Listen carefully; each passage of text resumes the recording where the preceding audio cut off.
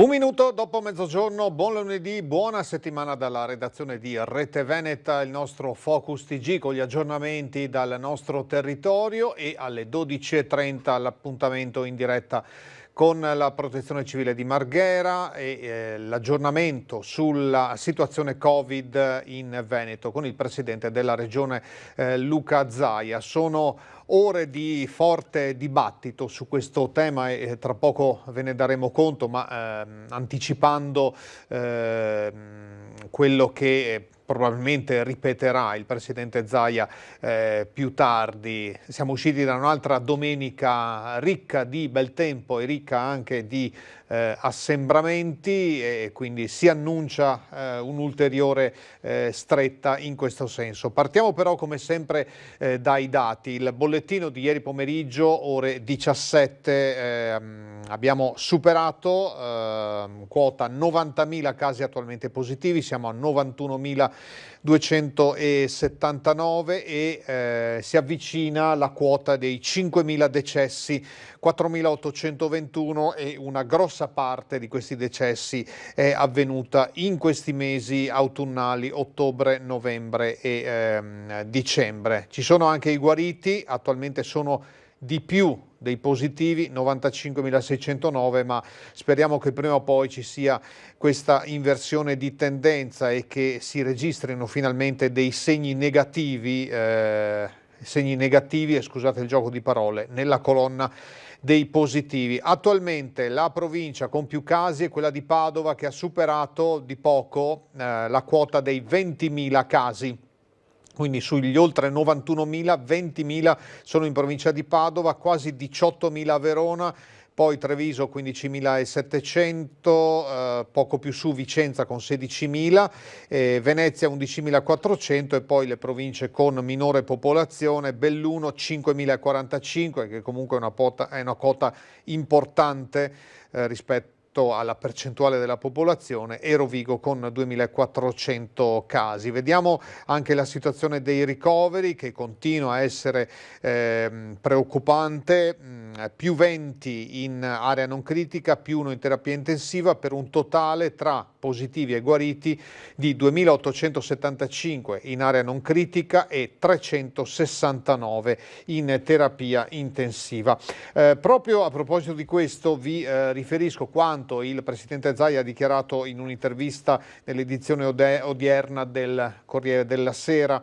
Mi sembra chiaro, dice, che non abbiamo più paura di morire, non sono per uno stato di polizia, ma deve essere chiaro a tutti che certi comportamenti hanno delle conseguenze. Nonostante la zona gialla, dice Zaia, io ho adottato un'ordinanza che chiudeva tutti i negozi alla domenica e imponeva a un cliente ogni 20 metri quadrati, ma il punto è che il Veneto ha accettato la classificazione nazionale fatta non dal Circolo della Scopa, ma dell'Istituto Superiore di Sanità, retto dal professor Brusaferro, che gode della mia stima. Queste dunque le parole di Zaia. Il nostro picco di ricoveri in lockdown, ricorda ancora, è stato il 4 aprile con 2028 ricoverati. Oggi siamo a 3.244 complessivamente.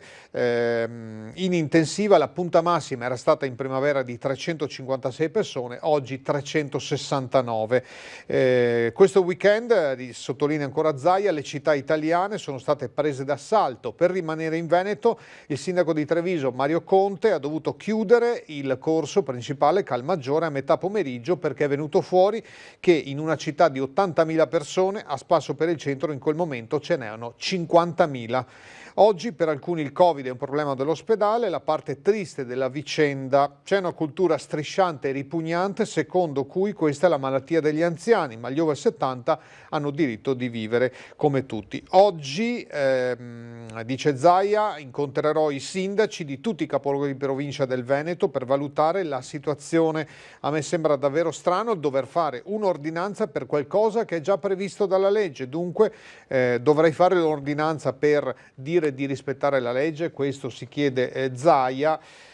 Visti gli assembramenti, insomma, sembrerebbe proprio di sì. Questa è dunque la situazione, ma tra poco ne sentiremo più direttamente dalla sua stessa voce.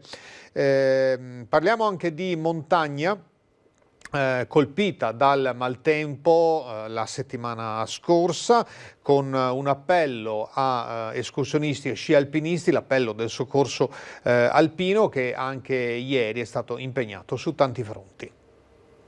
Noi stiamo continuando a monitorare la situazione per quanto riguarda tutti i siti valanghivi. Naturalmente il bollettino anche oggi da grado 3, quindi un grado marcato, il che significa che una sciata tranquilla anche con un debole sovraccarico, quindi basta una persona che va a sovraccaricare il manto nevoso, potrebbe innescare una valanga. Alla fine è ritornato anche il sole a illuminare la montagna bellunese colpita dal maltempo, ma tanti sono i fronti che rimangono aperti da sud a nord della provincia. A restare alto è il pericolo valanghe, che nei giorni scorsi aveva raggiunto il livello 5, il massimo, poche volte raggiunto nella storia recente, ma il pericolo, avverte il soccorso alpino, resta e rimarrà anche nei prossimi giorni. Ricordiamoci che il grado 2 e 3 non vuol dire che le valanghe non scendono. E le valanghe, la neve, ha un difetto, uno solo, ha un difetto soltanto, che non sa che siamo esperti e non lo chiede mai. Da qui l'appello a fare attenzione a chi intende raggiungere la montagna, dove gli impianti di risalita restano chiusi, ma altre discipline possono essere svolte come escursioni e sci alpinismo. Le dotazioni di sicurezza, sonda pala arva, saperle utilizzare, fare le prove di simulazione di come funzionano queste attrezzature, fatevi spiegare dal CAI, dalle guide alpine, dal soccorso alpino, facciamo degli eventi, e soprattutto valutare il tracciato che vogliamo fare nella mattinata. L'uomo ha sempre la volontà di bypassare questi tempi e vuole sempre essere il primo, no? E questo non va bene. Restiamo in zona montana, da quella bellunese trevigiana ci spostiamo sull'altopiano di Asiago, anche questo abbondantemente innevato, in attesa che possano tornare tutti gli sciatori. Ci è appena arrivata questa dichiarazione a proposito di piste da sci e assembramenti del sindaco Mario Rigoni Stern. Sentiamo. Durante lo scorso fine settimana abbiamo avuto una grandissima affluenza sul nostro altopiano grazie alle abbondanti nevicate della settimana scorsa. È inevitabile, il nostro ambiente è diventato straordinariamente bello dal punto di vista paesaggistico, sono state battute le prime piste da sci da fondo ed è stato possibile anche camminare ad alta quota rispettando sempre il distanziamento. Questo è un aspetto molto significativo perché sembra in contraddizione con le lunghe code in entrata e in uscita dall'altopiano, ma possiamo sottolineare come sulle piste da sci venisse rispettato in questo fine settimana il distanziamento nel modo più assoluto possibile. Questo è un aspetto che ci conforta anche in vista della prossima stagione invernale. La cosa che ci preoccupava maggiormente erano gli assembramenti nel corso 4 novembre nelle vie centrali di Asiago e anche questo problema è stato monitorato dalle forze dell'ordine. Grazie anche all'intervento del prefetto abbiamo reso possibile l'attivazione di un comando interforze che ha dato un importante sostegno a far sì che soprattutto nel corso 4 novembre si evitassero degli agglomerati, degli assembramenti di persone che sono ovviamente rischiosi in questo periodo. Cerchiamo di lavorare ancora intensamente per poter garantire la sicurezza dei nostri cittadini e di tutti gli ospiti in vista delle prossime festività natalizie e cerchiamo anche di essere più prudenti, lo dico in molti turisti che frequentano l'altopiano, nell'andare anche alla ricerca di spazi aperti e spazi dove si possa mantenere il distanziamento sociale.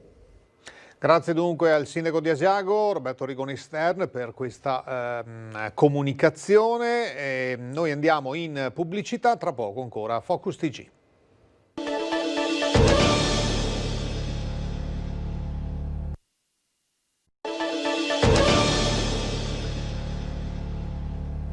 Mezzogiorno e 15 minuti ancora insieme con Focus TG, i nostri aggiornamenti che ora ci portano insieme a Chiara Gaiani in pieno centro a Padova. Buongiorno Chiara. Buongiorno a Mirko, buongiorno a tutti i telespettatori. Questa è un'immagine che arriva da Piazza delle Erbe. Come potete vedere è in corso il tradizionale mercato. Questo è lo splendido salone illuminato dal sole, un mercato che come da normativa regionale è appunto transennato, quindi l'accesso è chiaramente indicato. C'è questa che vi sto facendo vedere, ma ce n'è anche un'altra poc'anzi. sta svolgendo in maniera piuttosto regolare. Non è andata così nel fine settimana, ve ne parleremo tra poco, perché la notizia più importante di oggi ci arriva dalla cronaca. La Guardia di Finanza ha infatti dato notizia di un'operazione molto importante. Pensate, si tratta della prima volta che viene truffato il fisco attraverso un meccanismo molto sofisticato in cui vengono richiesti, e questa è la vera novità, dei contributi, vengono richiesti come storno di pagamento dei soldi che si diceva che queste aziende sostenevano di avere versato in più e quindi chiedevano come credito d'imposta, ma in realtà era tutto un sofisticatissimo meccanismo di scatole con aziende inesistenti e con crediti inesistenti.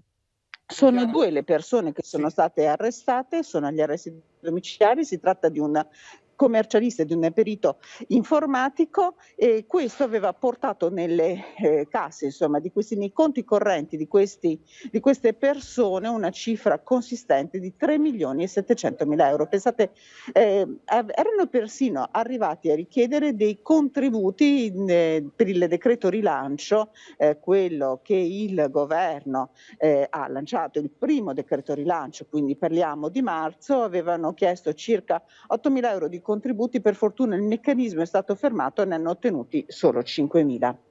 Insomma, vicende sempre molto complicate quando si parla di soldi e di fisco, e anche molta fantasia nell'inventare queste truffe. Alle tue spalle, Chiara, vediamo una discreta, normale, insomma, quantità di gente con il mercato contingentato e regolato, come dicevamo, ma pare, e ne abbiamo parlato poco fa, che non sia andata così nel weekend. Sì, assolutamente, così Mirko. Tornando leggermente indietro, volevo dirti un aggettivo che ha usato in conferenza stampa, poi ve ne darò conto, il procuratore generale della Repubblica di Padova, Antonino Cappelleri. Ha parlato, per il meccanismo di cui parlavamo prima, di un meccanismo diabolico, pensate, quindi è veramente una cosa interessante da raccontare. Cercherò di spiegarvela meglio e con più contezza prima. Torniamo al fine settimana. Sì, non è stato così nel fine settimana. Questa piazza bellissima da cui sto parlando era affollata di gente, lo è stato in realtà per tutto il fine settimana. C'è infatti grande preoccupazione su questo, una preoccupazione che penso sarà manifestata dal sindaco Giordani nel corso dell'incontro che con tutti i sindaci dei comuni capoluoghi del Veneto avrà con il presidente della regione Luca Zaia, ma nel servizio che abbiamo confezionato con la collaborazione di Francesco Ratai, le immagini girate da Federico Cibotto, vi facciamo proprio vedere che cosa è accaduto a Padova lo scorso fine settimana. Un normale fine settimana di shopping prenatalizio. Così si è presentato il centro storico di Padova per 2 giorni, sabato e domenica. Piazze del centro affollate, cittadini, la maggior parte coperti da mascherina, ma qualcuno no, la telecamera è impietosa, a passeggio con borse e borsette a caccia del regalo perfetto, dell'acquisto giusto. Bene, certo, per i commercianti che temevano un dicembre magro, il coronavirus però esiste e circola. In provincia di Padova attualmente sono oltre 20.000 le persone positive. Da inizio contagio si piangono più di 600 morti e negli ospedali dell'US 6 dell'azienda ospedaliera sono ricoverate più di 500 persone, 81 in terapia intensiva, tra di loro anche un 30enne. Numeri che parlano di dolore, sofferenze, famiglie in apprensione, in lutto per i loro cari. Numeri che saranno al centro dell'incontro tra il presidente del Veneto Luca Zaia e il sindaco di Padova Sergio Giordani, convocato in videoconferenza con i sindaci dei comuni capoluogo della regione. Al centro del dibattito come organizzare il prossimo fine settimana. Le immagini parlano da sole, gli appelli al buonsenso forse non bastano più.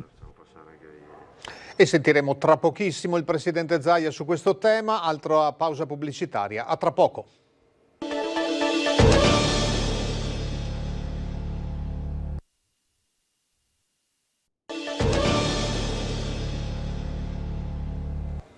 Ancora Focus TG, pochi istanti al collegamento con Marghera, di cui forse possiamo vedere la consueta anteprima. Tra poco la conferenza stampa del Presidente della Regione Luca Zaia, il punto sulla situazione Covid, incontro con i sindaci oggi pomeriggio, come abbiamo ripetuto poco fa, poi la possibile stretta, si parla di una zona rossa per tutta Italia nei giorni da Natale a Capodanno. Queste sono alcune ipotesi che stanno girando. Intanto vi do conto di una notizia di cronaca: un uomo e una donna, Adriano Faoro di 52 anni e Sabrina De Pellegrin di 54, sono stati trovati morti questa notte in un'abitazione di Arsiè nel Bellunese a causa di avvelenamento da monossido di carbonio. La casa di proprietà dell'uomo ancora in fase di costruzione. I due avevano trascorso la notte di sabato in questa casa. Alcuni amici dell'uomo, non avendo più sue notizie, non riuscendo a contattarlo,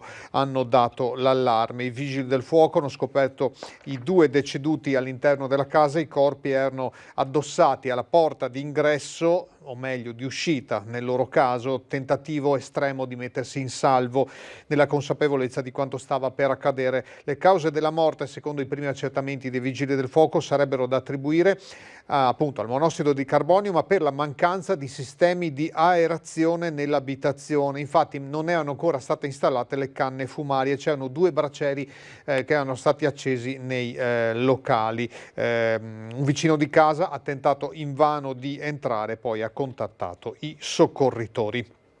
Ne parlerà credo anche tra poco il Presidente Zaia, ma una precisazione arriva dal direttore generale dell'ULSS 2 Marca Trevigiana, Francesco Benazzi, a proposito di quanto si è letto in questi giorni, cioè degli obitori pieni, stracolmi negli ospedali Cafoncello di Treviso e San Valentino di Montebelluna. Ebbene, dice l'ULSS 2, l'occupazione degli spazi negli obitori di Treviso e Montebelluna rispecchia una situazione tipica per la stagione e non esistono i disastri che qualcuno sta descrivendo. Un consigliere regionale del PD aveva portato l'allarme su questa situazione paragonata a quella di Bergamo nella prima ondata. Fino ad oggi, sottolinea l'ULSS 2, i decessi per cause legate al Covid negli ospedali di Castelfranco Veneto e Montebelluna sono stati 18 e 17, dunque dimensioni giudicate del tutto gestibili. Nell'obitorio di Treviso non si riscontrano saturazioni e se alcune salme sono state collocate in una chiesetta era per cercare di dare una risposta ai congiunti. Linea ora a Marghera. Prego.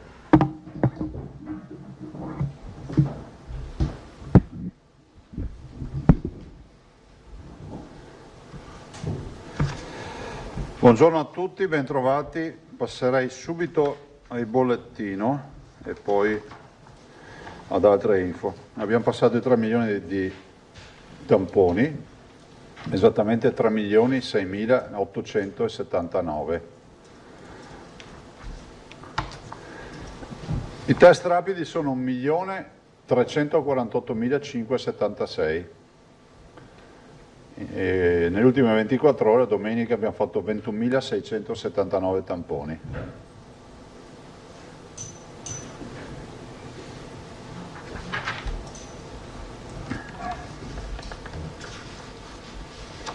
I positivi nelle ultime 24 ore sono 2.829.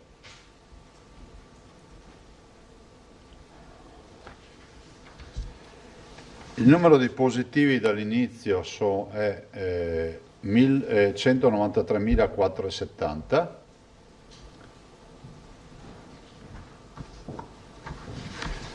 Positivi ad oggi in Veneto sono 92.528.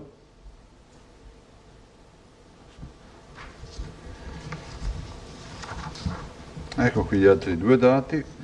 Allora, in totale abbiamo ricoverati 3.267 persone. Queste 3.267 sono così distribuite: 2.894 sono in area non critica, sono queste, sono più 36, e 373 in terapia intensiva più 4.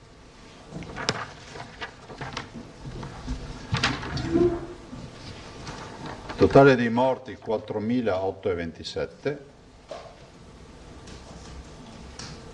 più 26 purtroppo, dimessi 8.613, più 35.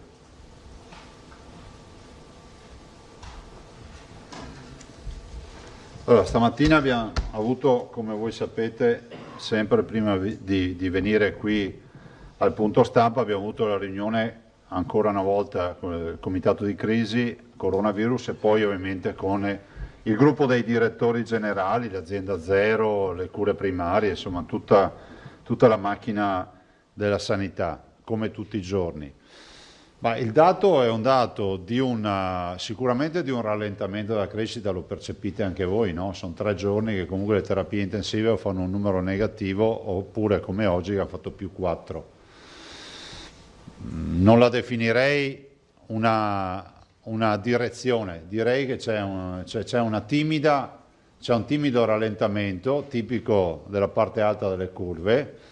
Probabilmente indica una direzione, ma tutt'oggi è inutile che stiamo lì a pensare, ipotizzare che ci siano direzioni particolari, anche se le curve comunque mostrano la parte della campana che si sta completando e che ci fa pensare che possa essere così.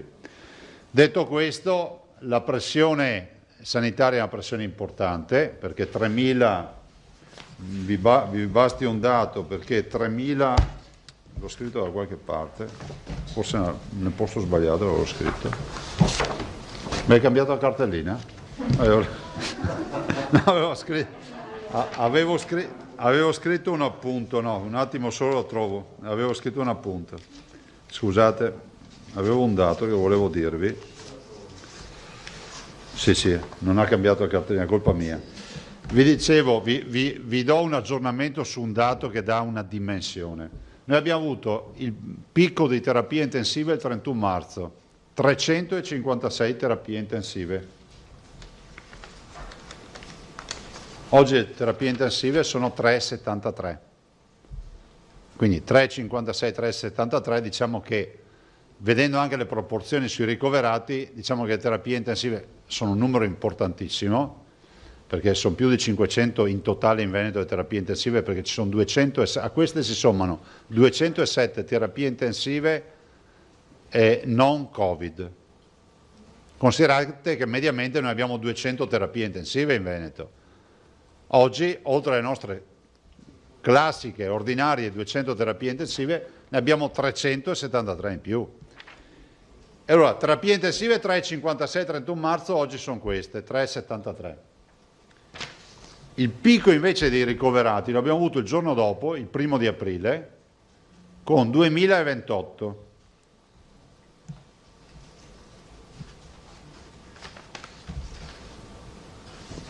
Oggi sono 3.267. Allora, 2028, 3.267, voi capite che c'è più di 1.000 in più. Cioè vuol dire che ad oggi che situazione abbiamo?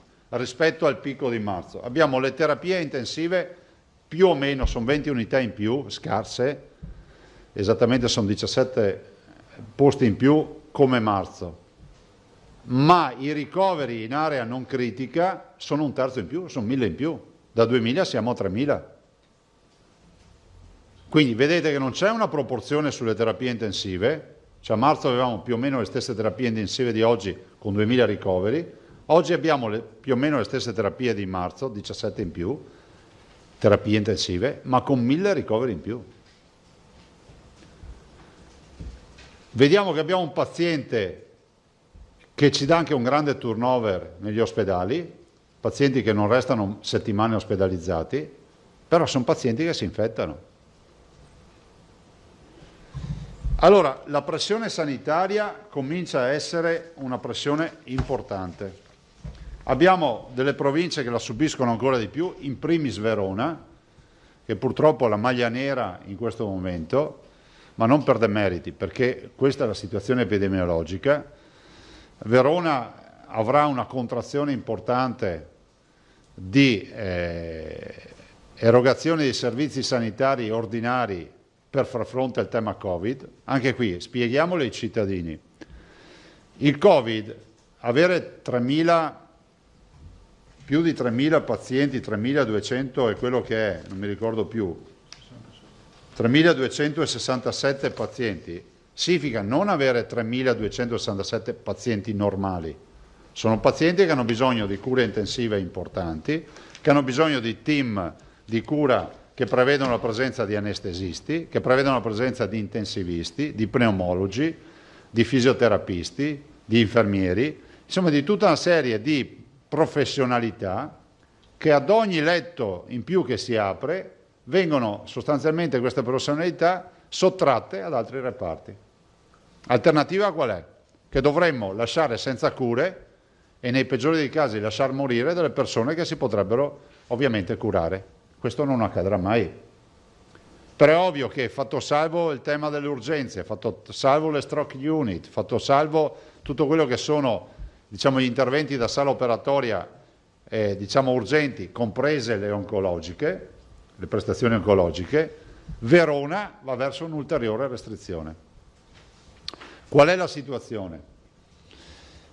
Penso che voi, come professionisti della comunicazione, l'abbiate assolutamente ben descritta, sia a livello regionale che a livello nazionale. La situazione è di un assembramento che ormai è una soluzione di continuità. Io l'ho predicato per giornate, al punto tale che anche le regioni che hanno avuto magari aree diverse dalla nostra hanno ripreso la crescita. Un esempio è quello del Friuli Venezia Giulia, che nonostante le 2 settimane di aree arancioni ha comunque una situazione importante. Mi sento con l'amico Federica tutti i giorni, anche più volte al giorno, e stiamo seguendo, diciamo, pari passo. A conferma che il bacino più pesantemente toccato dal Covid in questo momento resta Trentino, Veneto, Friuli Venezia Giulia, parlo della nostra zona, cioè poi a livello nazionale ci sono altre realtà, Slovenia e Carinzia. È un unicum, no? È una situazione epidemiologica che si può tranquillamente definire similare. La partita degli assembramenti è la vera partita, è quella dei contagi, no? L'ho detto a un vostro collega ieri in un'intervista, cioè non è che possiamo ridurci ai livelli di dire facciamo una legge per dirti di non buttare le carte per terra, cioè vuol dire che il senso civico è finito. Non sto generalizzando, perché la stragrande maggioranza dei veneti le regole le sta rispettando. Nel proprio interesse vorrei ricordare, non per fare un favore a me, nel proprio interesse, perché noi abbiamo 2 interessi nel rispettare le regole, anzi 3, non ammalarci, non fare ammalare qualcun altro, fare in modo che gli ospedali non chiudano servizi normali, ordinari, per dedicarli al Covid. Allora, se noi non abbiamo ben chiaro questi 3 interessi, la propria salute, quella degli altri, siccome stiamo parlando di un contagio, e il tema dell'erogazione di servizi sanitari ordinari, vuol dire che non ci siamo. Guardate che lo spettacolo immondo di tutto quello che è accaduto in giro per l'Italia, anche in Veneto, nonostante la crisi, nonostante il collasso che sta subendo la sanità, è indescrivibile. A noi sono arrivate segnalazioni dappertutto, le foto dei serpentoni dei parcheggi pieni ad Asiago, piuttosto che i blocchi stradali per intasamento stradale per andare nelle Dolomiti, alle città che sono state letteralmente prese d'assalto. Quando il sindaco di Treviso, Mario Conte, che incontrerò oggi assieme agli altri sindaci, si vede costretto alle 4 del pomeriggio a mettere le transenne e chiudere il centro della città, e quando gli chiedo scusa ma la conta delle persone, guarda, ai varchi noi calcoliamo che almeno 50.000 persone siano entrate nel centro storico. Nel centro storico del Treviso ci abitano 8.500 persone e tutta la città ne fa 80.000. E così Piazza Ferretto a Mestre, così il centro di Verona, così il centro di Vicenza, così il centro di Padova.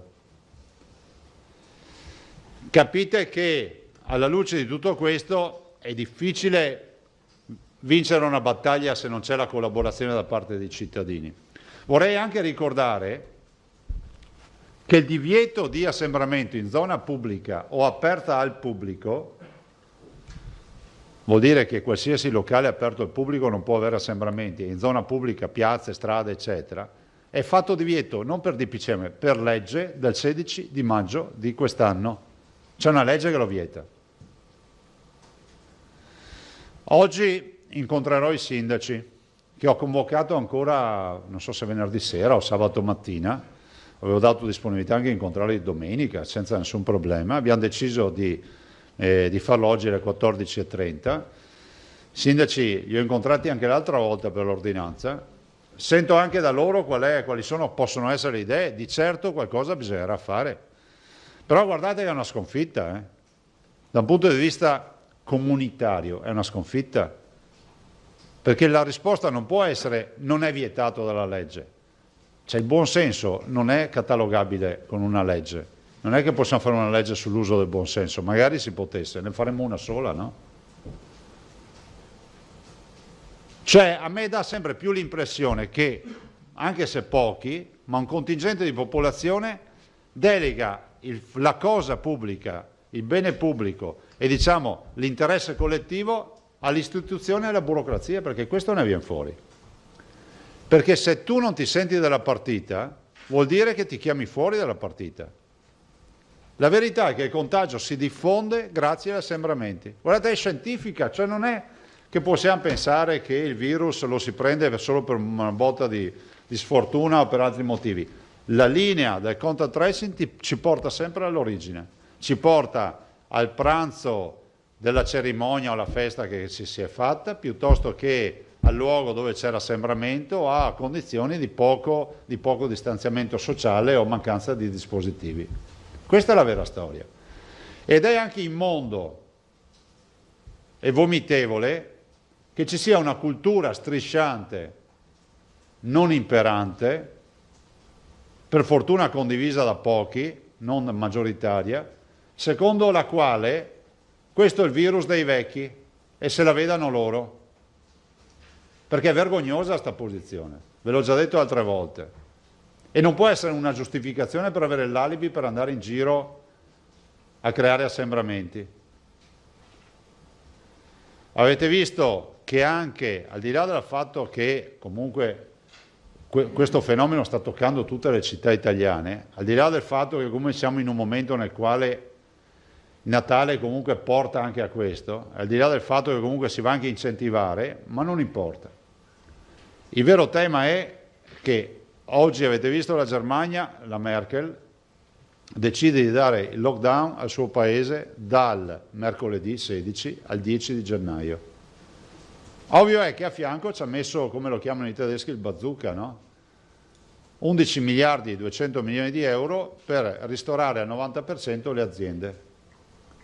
Questo è l'altro tema, è il tema dei ristori, perché senza nascondersi dietro al dito, in questo paese, se ci fosse stata e ci fosse la certezza del ristoro, il dialogo, per quanto non proprio in discesa, ma comunque il dialogo sarebbe possibile, perché comunque nel momento in cui non dico 90% alla tedesca, ma arrivassimo anche al 60% o a quello che è il 65%, io sono convinto che le imprese a questo punto si rendano assolutamente conto che possono far parte di questa sfida.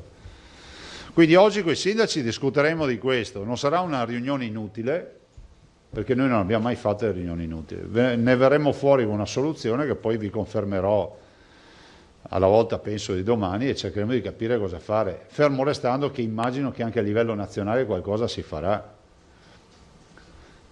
Vorrà dire che capiremo, io ho sentito il Ministro ieri mattina, a parte il fatto che il Ministro io lo sento, l'ho sentito ieri mattina in una lunga telefonata, fra l'altro interrotta da gallerie e da segnale che andava e veniva, l'ho sentito stamattina presto, sì scusate Speranza, il Ministro della Salute, e certo è che la situazione è una situazione assolutamente, come si può dire, dove la pressione c'è, ma soprattutto l'aspetto più negativo è comunque che i numeri si stanno riprendendo a muovere un po' dappertutto, o quantomeno si vede che anche gli sforzi fatti rischiano di essere resi vani. Ma però io parlo di Veneto e vi dico che il Veneto ha avuto la zona gialla, anche qui finiamola con Stefandogne, la zona gialla arriva in virtù del fatto che c'è un protocollo nazionale che prevede l'applicazione di un calcolo meramente matematico che tiene in conto di molti fattori ed è esattamente l'algoritmo gestito dall'Istituto Superiore della Sanità, che come ho detto non è il circolo della scopa, ma sono i più grandi esperti di epidemiologia, di sanità, eccetera. Per andare in area arancione bisogna avere l'R con T superiore a 1,25. Noi, da quando c'è questo algoritmo, non abbiamo mai avuto l'R con T superiore, siamo sempre scesi, tanto è vero che siamo a 0,91 in questo momento. Ma al di là di questo, penso che l'esperienza friulana, ve l'ho detto anche prima, dimostri, tanto per citare una realtà vicina, dimostri che nonostante le 2 settimane di area arancione, poi il risultato è stato quel che è stato. E soprattutto adesso le folle rendono vana tutta l'esperienza fatta, insomma, e penso che questo sia il vero tema.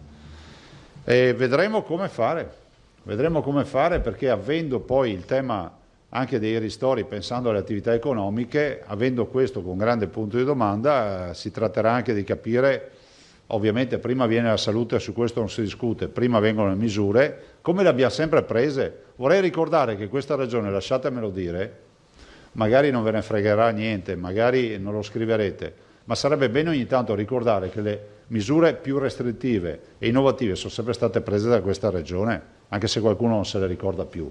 Dalla creazione dell'area rossa di Vo, dalla chiusura del carnevale, dalla chiusura delle scuole. Ricordo qualche quotidiano che mi fece una campagna per una settimana successiva alle mie misure restrittive dicendo che erano inutili. Come da questa regione è nata l'idea della restrizione dei 200 metri per passeggiare da casa, non oltre i 200 metri e molto altro ancora. E siamo stati anche i primi ad aprire. Voglio anche ricordare che la zona gialla plus ha avuto un'ordinanza che è stata assolutamente innovativa, lo è ancora oggi a livello nazionale. L'introduzione del numero di clienti per metro quadrato, un cliente ogni 20 metri quadri sopra i 40 metri di superficie di vendita, la chiusura di tutti i negozi la domenica, vi ricordo che noi avevamo questa ordinanza, e la chiusura delle medie e grandi strutture di vendita il sabato. Io non ho altro da aggiungere, sono a disposizione se avete domande, poi ci sono anche gli assessori ovviamente, se avete qualcosa di specifico sono qui anche gli assessori. Magari l'assessore se vuole dare un aggiornamento sui vaccini dopo, prego. Abbiamo avuto anche la riunione sui vaccini, peraltro sabato, altra partita importante. Anche qui non vorrei che qualcuno dicesse, ma fermo baldoria, tanto adesso a metà gennaio arriva il vaccino. Vi ricordo, noi dovremmo essere in grado in una decina di giorni di vaccinare con il primo lotto, ma si fa il vaccino, dopo 90 giorni si fa il secondo, quindi vuol dire che l'immunità, chi se lo fa, se la troverà ad aprile. Quindi fino a aprile bisogna riuscire a stare in apnea, perché sennò affoghiamo. Cioè bisogna essere attrezzati. E sulla mascherina, lasciatemelo dire, approfitto anche di queste dirette, vorrei spiegare, a parte che la mascherina va portata in maniera corretta, non con il naso fuori. Voi guardate le immagini anche delle folle che vi hanno mandato nelle redazioni. Guardate quante persone hanno la mascherina, col naso fuori o peggio ancora così. Questo vuol dire non portare la mascherina. Però al di là di questo, ricordo che la mascherina, se la paragonassimo, l'ho fatto questo esempio sempre in un'intervista, a un giubbotto antiproiettile, potrà fermare qualche proiettile, ma non ferma le cannonate. La mascherina ci protegge dal droplet, dalle goccioline che il nostro interlocutore emette parlando. Però se si crea l'aerosol di vapore acqueo e in mezzo a una folla si crea, la mascherina non filtra niente, respiri il vapore acqueo degli altri. Quindi se qualcuno è convinto di avere sulla mascherina e poter andare in mezzo a uno stadio, a un concerto con 80.000 persone pressate e uscirne indenne, no. Soprattutto perché abbiamo la certezza matematica che in mezzo alle 50.000 persone di Treviso c'è qualche persona positiva, c'era, e sicuramente riuscite a infettare qualcuno. Dite di no, lo vedremo, perché comunque i dati ci dicono questo. Allora, se ho visto bene le lista, Tosato, Comuzzo, Bonet, Moscati, Chemello, Marchiori. Tosato, prego. Buongiorno Presidente. Buongiorno. La domanda è semplice, non so Prego. se la risposta lo sarà altrettanto, perché insomma prevede... La situazione in Veneto è ancora sotto controllo? Sanitaria sì. Glielo chiedo perché da varie parti si segnalano situazioni ospedaliere al limite. Lei ha fatto l'esempio di Verona, a Verona i medici denunciano situazioni insostenibili. A Padova gli infermieri hanno segnalato di dover lavorare spesso con il pannolone, e non è una battuta purtroppo, perché nelle terapie intensive, ma anche in malattie infettive, in pneumologia, non hanno il tempo materiale di spogliarsi, rivestirsi, c'è tutta una bardatura che devono fare, perché i turni e la presenza che richiedono questi pazienti, come lei ha ricordato, non consentono di assentarsi neanche un minuto. Lei dice che il sistema ospedaliero è sotto pressione. Non è che ha usato forse un eufemismo, nel senso che prima ha accennato alle terapie intensive occupate in questo momento.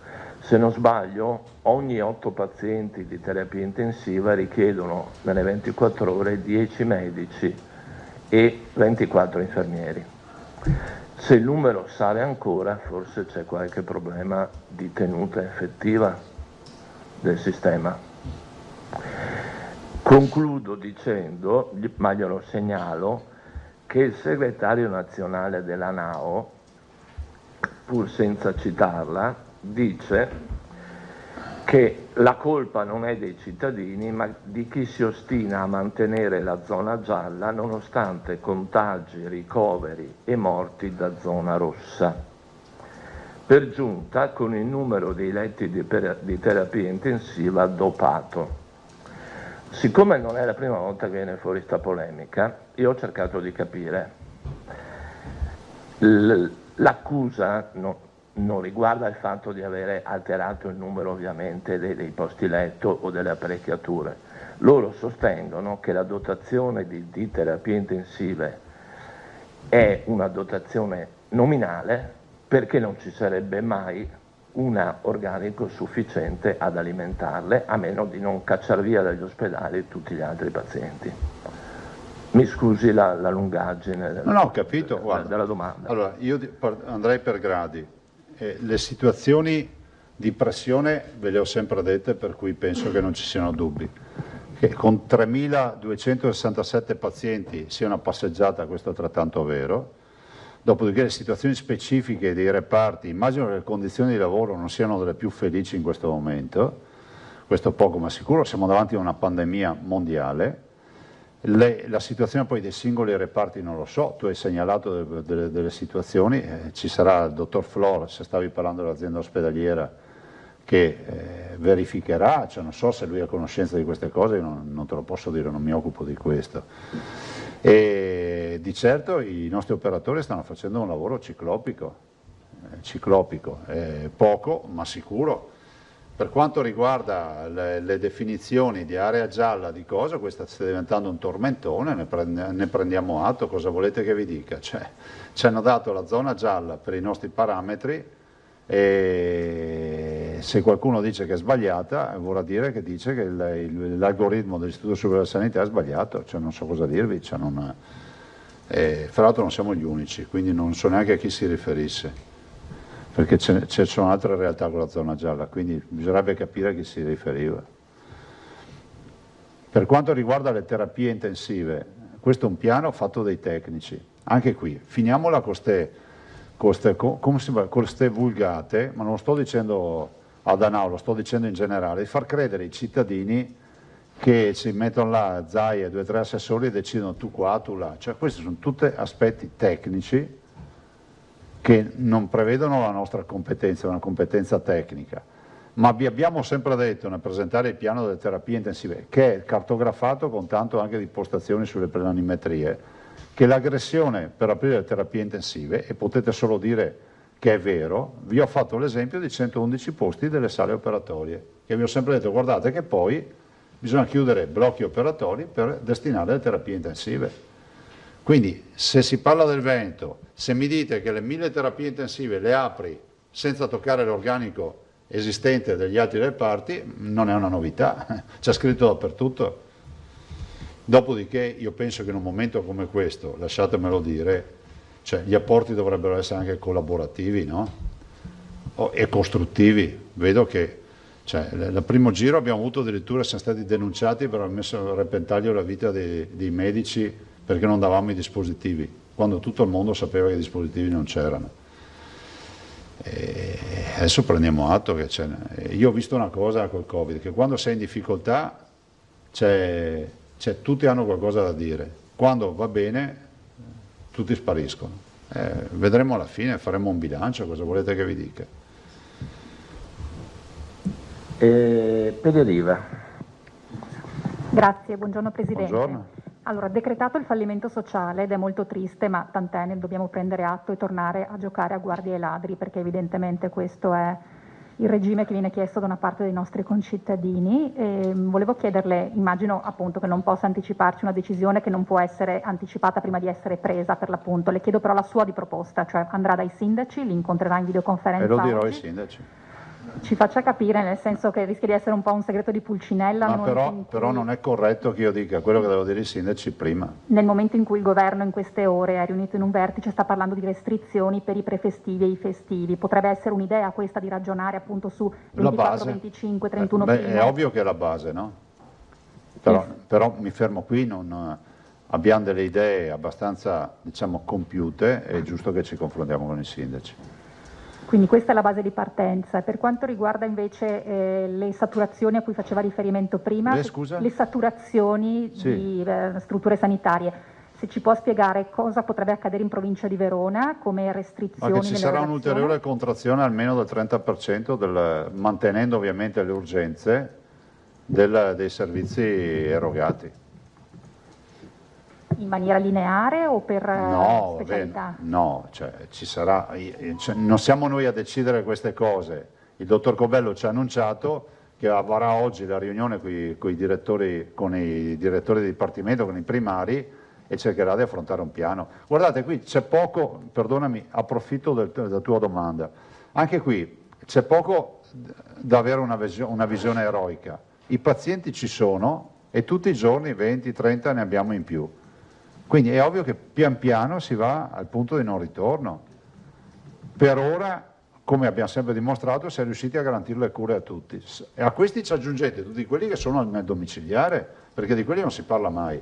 Sono quelli che comunque contattiamo al telefono, dove le USCA vanno. Quanti sono le USCA? 300? 487 medici abbiamo assunto per le USCA e sono medici, diciamo, c'è un plotone di medici che si occupa di tutto questo. Numeri impensabili a un anno fa, cioè numeri impensabili. Ci sono altre province dietro Verona che rischiano questo tipo di restrizioni? Ma in questo momento abbiamo Verona sicuramente che dovrà ancora aprire, ho visto i dati stamattina, aprire ancora qualche postoletto di terapia intensiva per garantire il turnover.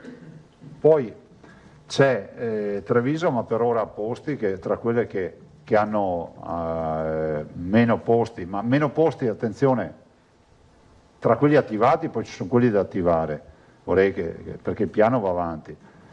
E poi ci sono delle province, ad esempio Belluno era in discesa, adesso ha ripreso, Rovigo è stabile, Venezia ha virato verso il basso, quindi sta rientrando, Padova resta ai limiti della fascia 5, per cui tutte hanno comunque, si vede che sono alla parte alta, la curva ormai è ben disegnata, no? Si tratta di capire quanto ampia è questa parte alta, perché prima o poi andrà giù.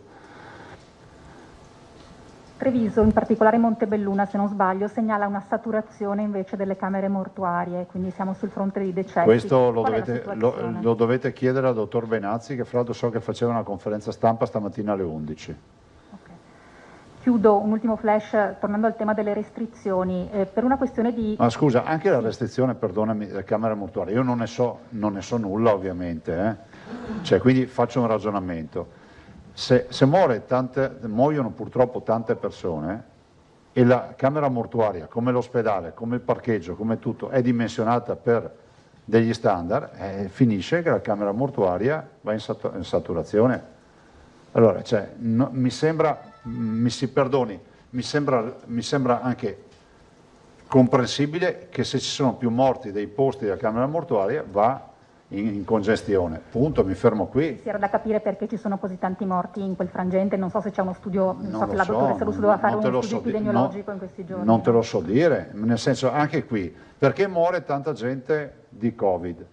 Cioè, ragazzi, se qualcuno avesse la soluzione avremmo molte più persone vive, no? Nel senso che, vedete, arriva, entra nelle case, ci si ammala, qualcuno purtroppo non riesce a guarire e ci sono le mortalità, cioè non è questi picchi, chi li saprà descrivere? Li vediamo a livello internazionale, non ce l'avete descritta tutti, l'efficienza della Germania, quanto è stata decantata sui giornali nazionali il fatto che se avessimo fatto le scelte sanitarie della Germania oggi non saremmo così, sì o no? L'ho letto per mesi io questi argomenti, che la Germania era piena di terapie intensive, che la Germania era piena di posti letto, che l'Italia aveva fatto tutti gli errori, eccetera. La Germania ha annunciato un nuovo lockdown. E attenzione, arriva un nuovo lockdown con restrizioni che sta portando avanti da 3 mesi. Cioè in Germania già le restrizioni, quelle che delle quali abbiamo parlato spesso e mai fatte, ecco, la Germania le sta portando anche avanti. Tutto qua.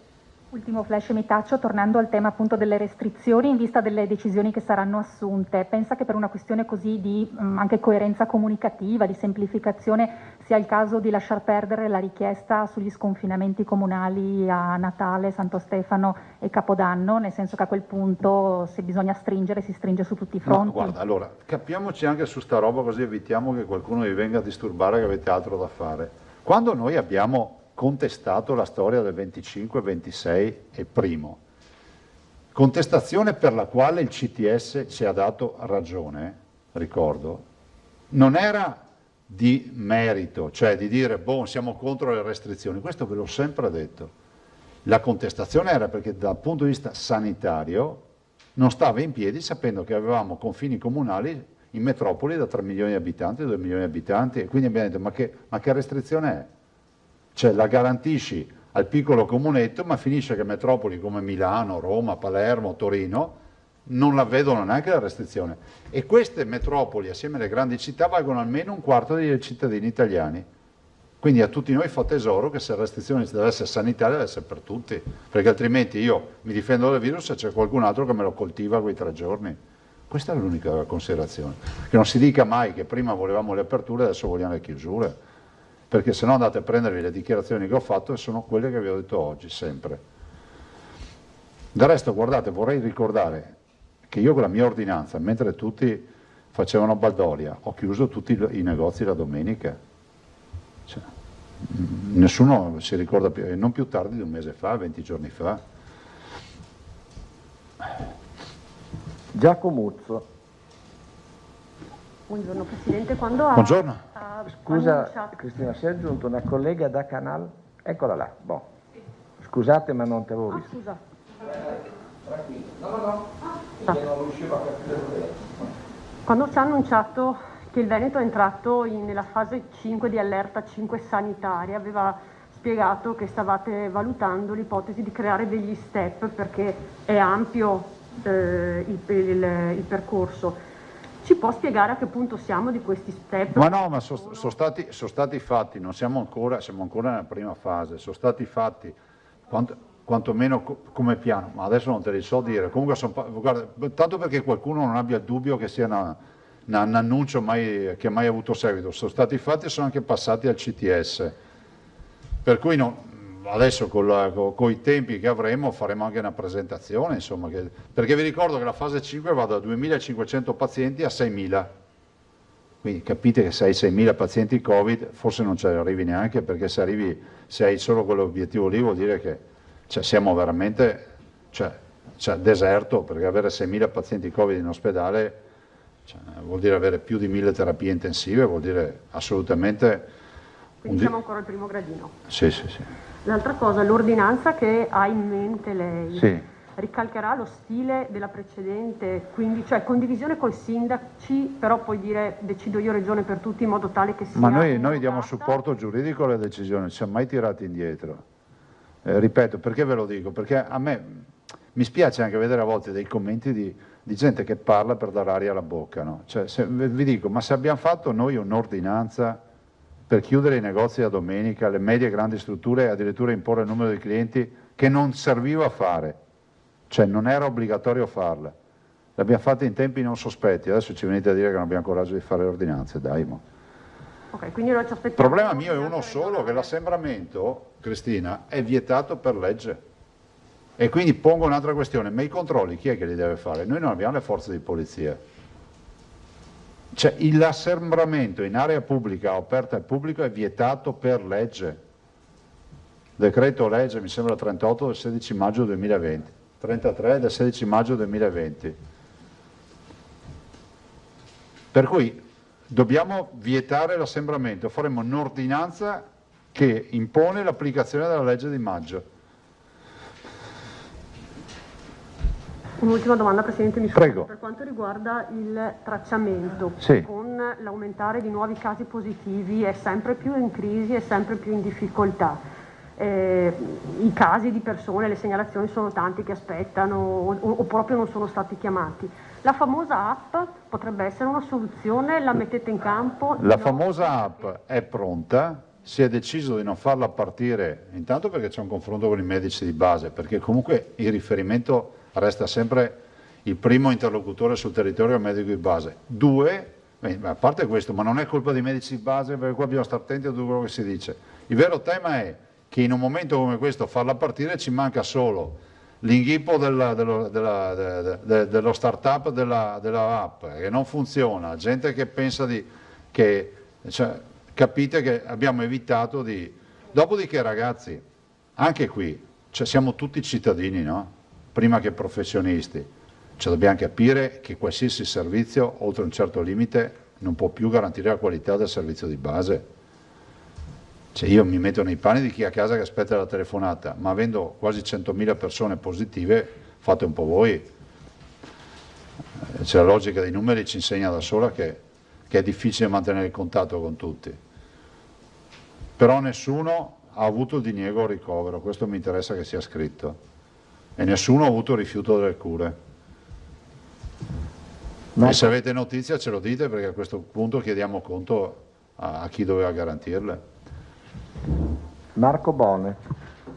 Sì, Presidente, buongiorno. Sempre Buongiorno. in tema di tracciamenti, volevo capire, nelle scuole è cambiato qualcosa rispetto a quello che sapevamo? Quali sono i protocolli che vengono attuati? Perché io ho segnalazioni di classi in cui ci sono casi di bambini positivi e la classe però non viene tamponata, cioè il bambino viene messo in quarantena. Bisognerebbe sapere, Marco, qual è la scuola. Quella di mia figlia, nel sì. senso che lì è successo questo, per andare nel concreto, caso di bambina positiva in una classe, e la bambina è stata messa in isolamento a casa, e però il SISP ci ha detto che è necessario che siano positivi almeno il 40% dei bambini per fare la DAD. No, la DAD? Per fare la DAD. Però il quesito che sono posti alcuni genitori è, che a me sembra sensato... Ma i bambini sono stati tamponati? No. No, a me non risulta. Allora, questo lo chiedo perché è diverso da quello che è successo 2 mesi fa. Qui? Prova a rintracciare, perché se c'è la dottoressa Russo vi facciamo rispondere. 2 mesi fa, caso di bambina positiva, tutti i bambini a fare il rapido con la procedura che sappiamo. La procedura nostra è sempre stata quella, non l'abbiamo mai cambiata. Okay. Che non è stata mai cambiata, che è quella appunto, il caso positivo, noi facciamo il tampone a tutta la classe, tampone rapido a tutta la classe, se non ci sono altri casi positivi, quindi non c'è un caso secondario ma c'è solo quel caso primario, possono continuare a rimanere in classe. Con la mascherina, perché sapete che era stato indicato a livello nazionale che rimangono in classe con la mascherina anche in forma statica, mentre le scuole, gli servizi educativi 0-6, quelli rimanevano a casa, lì c'era, ma era normativa nazionale. Qui però non siamo in 0,6, Siamo 6. No, però era normativa nazionale, questo non abbiamo mai cambiato. C'è la noi. dottoressa Russo adesso. Non abbiamo mai cambiato, quindi Ti dobbiamo, spiace riformulare dopo la domanda? quindi dobbiamo solo verificare la scuola perché non Sì. c'è stato fatto il tampone a tutta la classe, perché oggi le istruzioni sono quelle. E questo è strano e grave. Invece però, il caso sì. secondario, come diceva l'assessore, vanno a casa tutti. Però Presidente, mi scusi se mi intrometto, però il caso sollevato da Marco non è il primo, perché a me ne sono stati anche già sollevati. Bisogna avere i nomi delle parecchi scuole sui però, generi. ragazzi. Cioè bisogna che cioè, avere assolutamente il nome della scuola, perché sennò Va bene. non è, cioè, è inutile, sennò discutiamo in maniera teorica. Al di là del caso di specie, a me interessava capire se c'era stato un cambio di protocollo, No, ma non c'è stato. no, però è comunque grave. È comunque grave perché è un disservizio e a noi interessa niente. Però vedete anche questa storia delle scuole, mi permetto di dire, approfitto Marco della tua domanda, è secondo me azzardato e sbagliato in una situazione epidemiologica nella quale il mondo, o meglio l'Europa, si sta riorientando ai lockdown, aprire le scuole. Perché guardate che le infezioni scolastiche nella parte di scuola aperta, voi sapete che noi dalle medie in giù siamo con le scuole aperte, in quella fascia lì abbiamo le infezioni, che sono infezioni di bimbi o di ragazzi che diventano grandi diffusori asintomatici o pauci sintomatici nel peggiore dei casi, che poi vanno dai nonni, dagli zii, da mamma e papà e qualcuno poi ha la peggio. Io non ce l'ho con la scuola. Dottoressa, buongiorno, grazie Paolo. Mettiamo una sedia per l'assessore. Si accomodi. Paolo, sentate giù. Libera la sedia. Dicevo, non ce l'ho con la scuola, che sia chiaro, la scuola deve essere in presenza. Però resti anche gli atti che io ho sempre detto che la scuola va messa in presenza nel momento in cui abbiamo una situazione epidemiologica sicura. Lo dico nell'interesse di tutta la comunità. Allora, magari se riformuli la domanda e così liberiamo la dottoressa Russo. Allora, dottoressa, buongiorno intanto.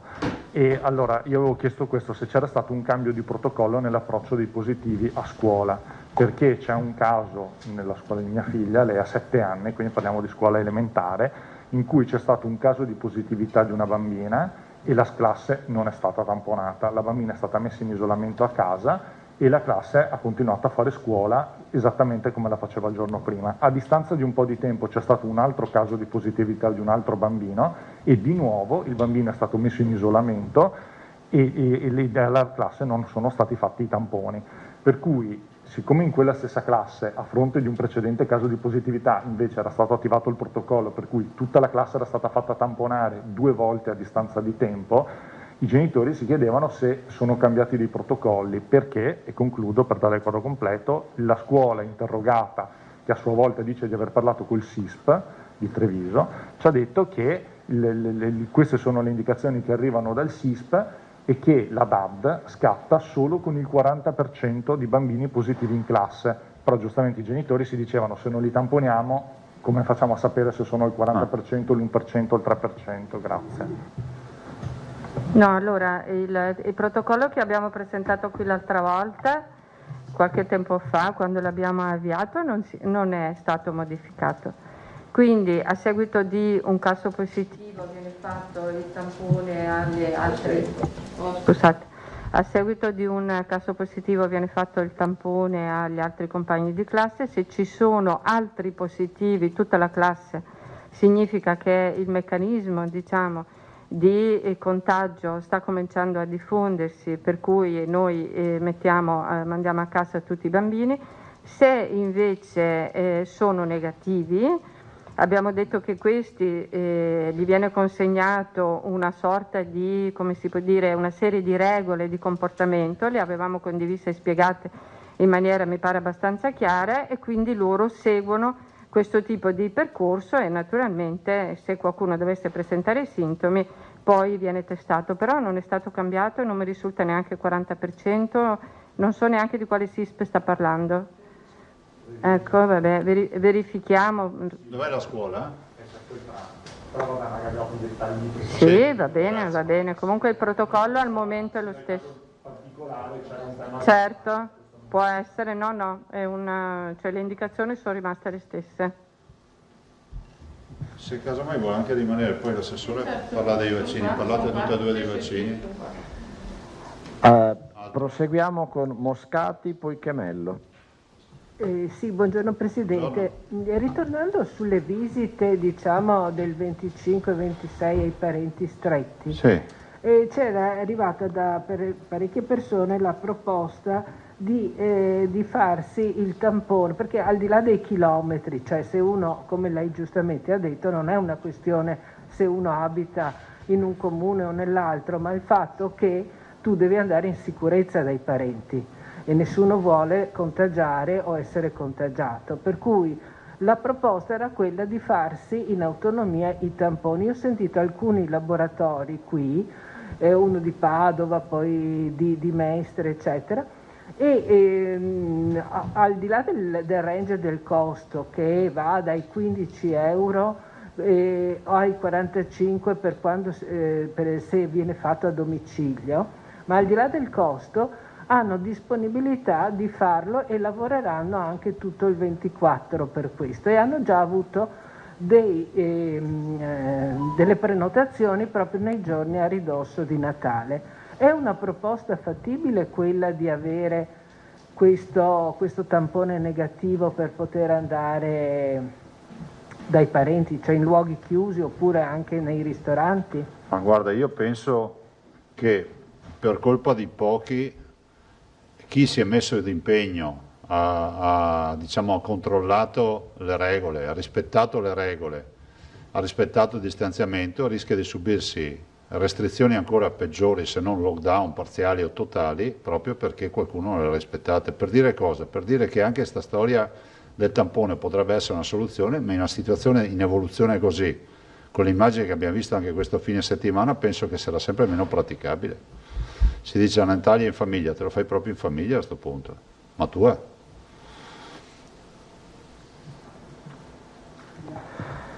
Chemello, TGR Vene. Sì, buongiorno Presidente. Io volevo chiederle di questa ordinanza della quale discuterete con i sindaci, cioè che tempi ci sono poi per l'applicazione? Immediati, velocissimi? Sì, buongiorno. Io penso proprio di sì, cioè, se va da martedì a mercoledì. Cioè, voglio discuterne con i sindaci perché hanno il termometro delle loro città, ne ho già sentiti alcuni, e al di là di qualche propostina che ho sentito, chiudiamo i medie e grandi strutture di vendita, ma non cambia niente, cioè non è che uno non va in centro perché è chiusa la media struttura di vendita o grande struttura di vendita, cioè purtroppo dobbiamo uscire anche da quest'ottica.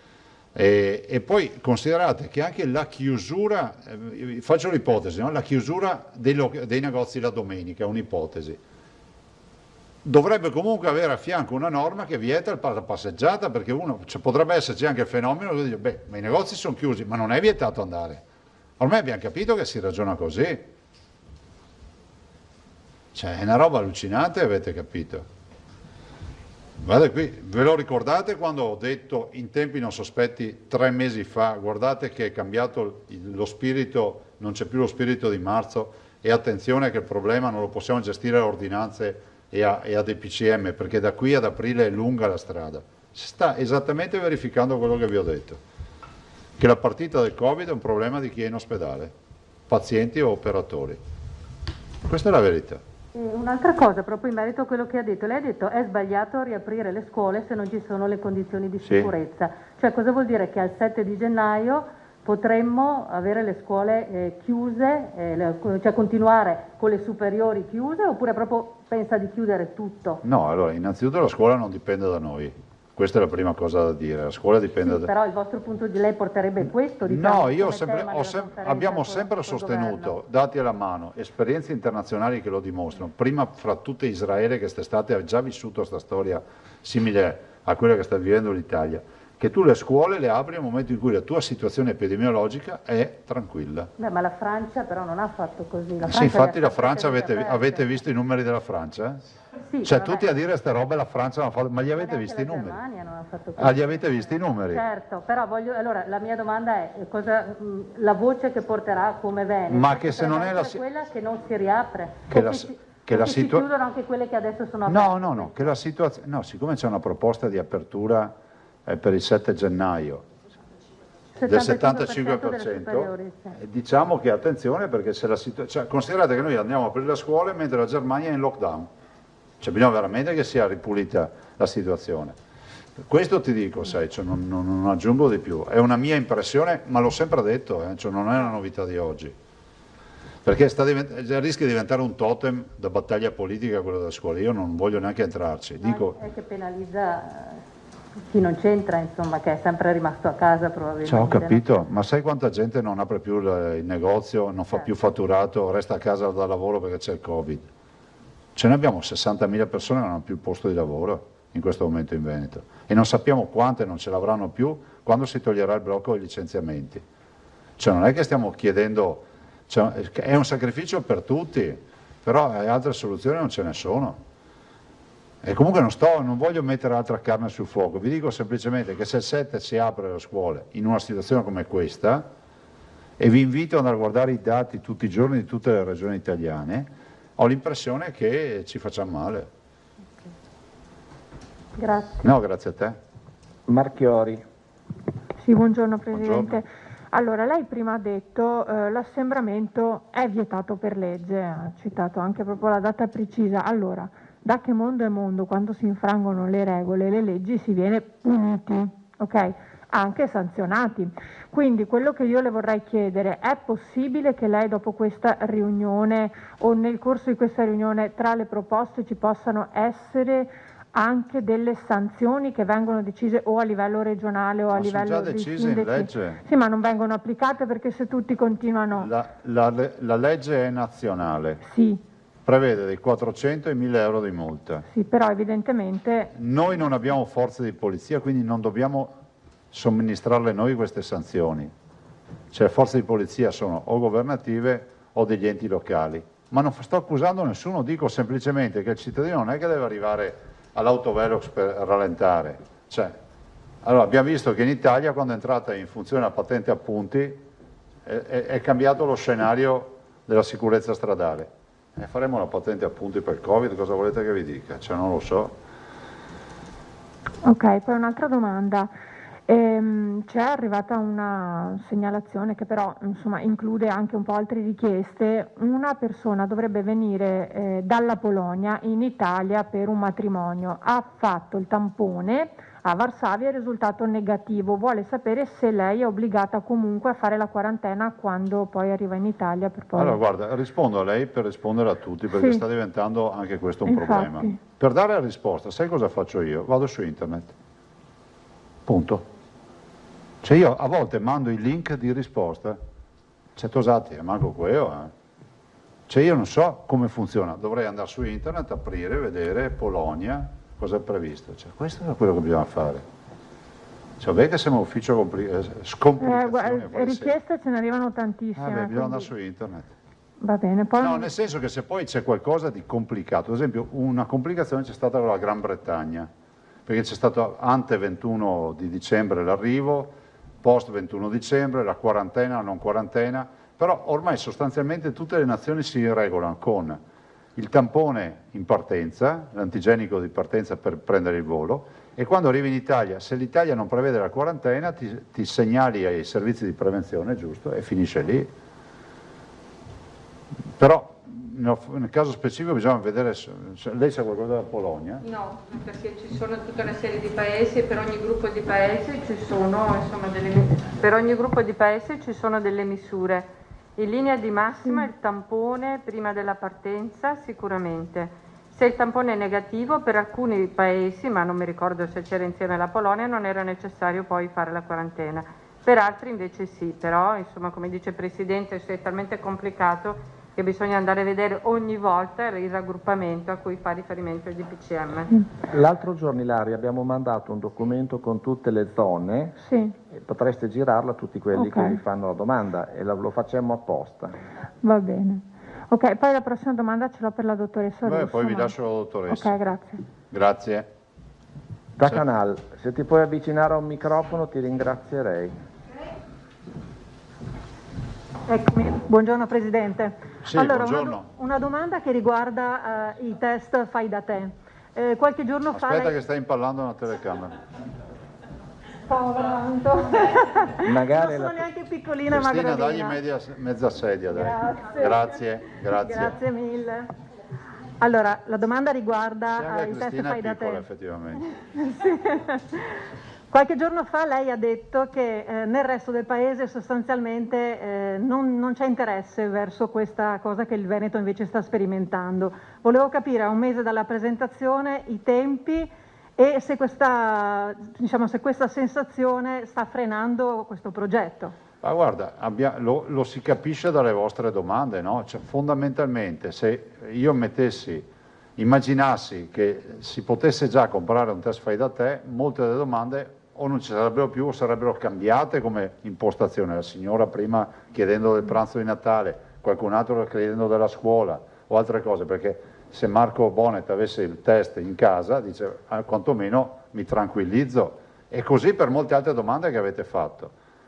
Non vedo fermento, però vedo che su internet ti puoi comprare i test ormai, che puntualmente vengono segnalati alle autorità. Andate a navigare, scrivete test rapido Covid, antigene Covid, e vi trovate, anche stamattina mi hanno mandato dei link dove si comprano, fra l'altro anche senza grosse spese.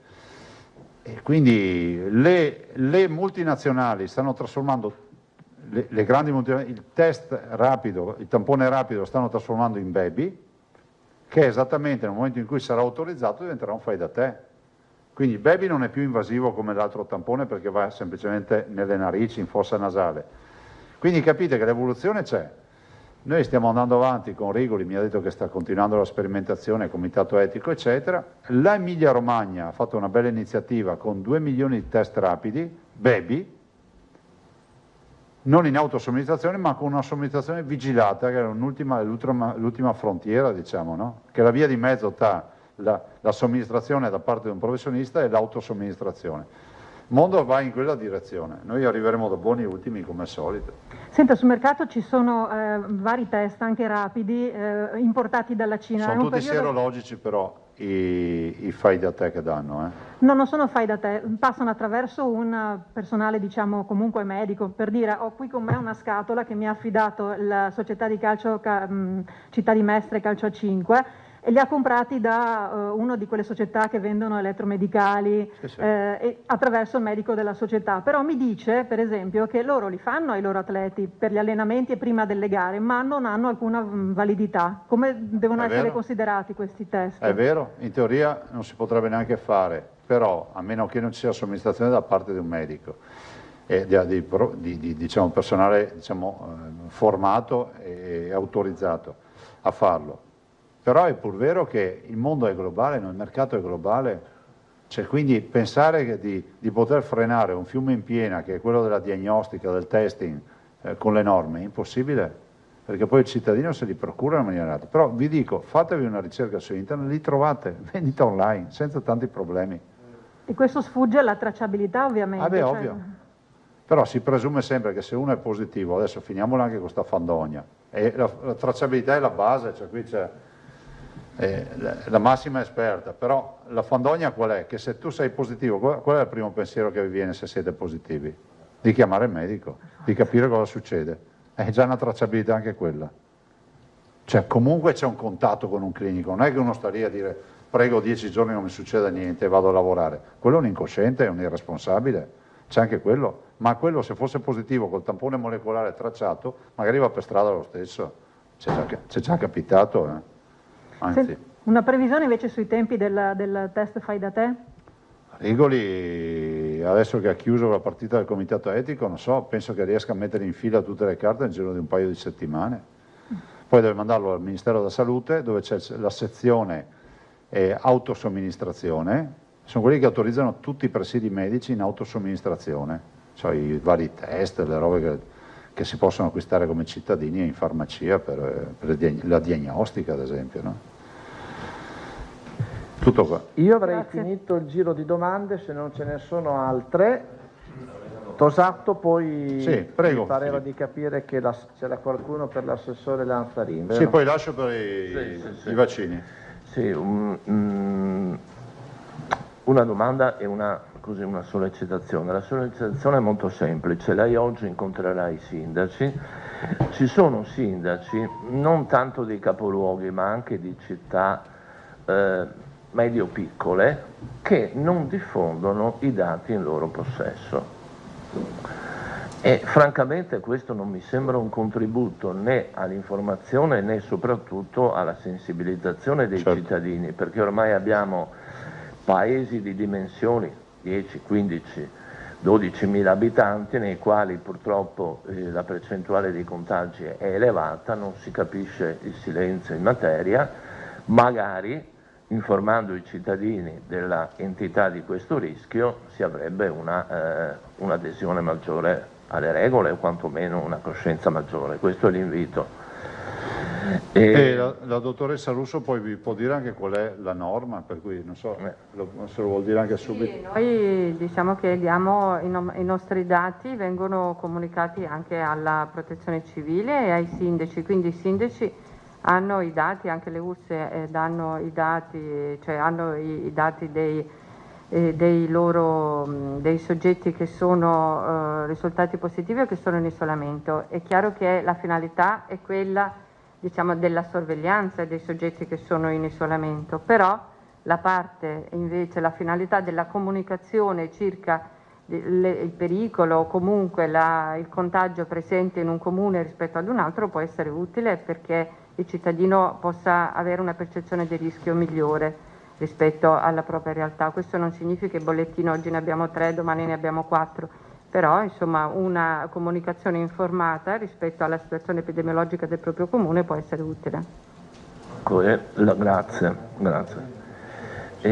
La domanda era questa invece. Sì. Mi sono rivisto gli appunti di qualche settimana fa quando si è parlato di algoritmo e di modello matematico. Non è che questa impennata di contagi ci abbia un po' colto di sorpresa, nel senso che, se non sbaglio, le previsioni del modello alludevano a segnali di rallentamento interessanti già verso la fine di novembre. Sono passate 2 settimane e sto rallentamento non lo vediamo, o sbaglio? No, ma io ho anche detto, e avete, scusatemi, anche l'obbligo di ricordarlo, tutte le volte ho detto guardate che il Covid ogni giorno ha la sua pena e ci ha sempre abituato, mi ricordo le frasi che vi dico, a cambi repentini di direzione. Cioè non è, perché se il tema è che comunicare diventa una, come si può dire, una colpa per aver descritto la situazione, noi qui siamo come il tampone, diamo la foto dell'istantanea del giorno. Basta, cioè, questo vi possiamo dire e vi ho sempre sottolineato, guardate che sono modelli previsionali, cioè non sono certezze.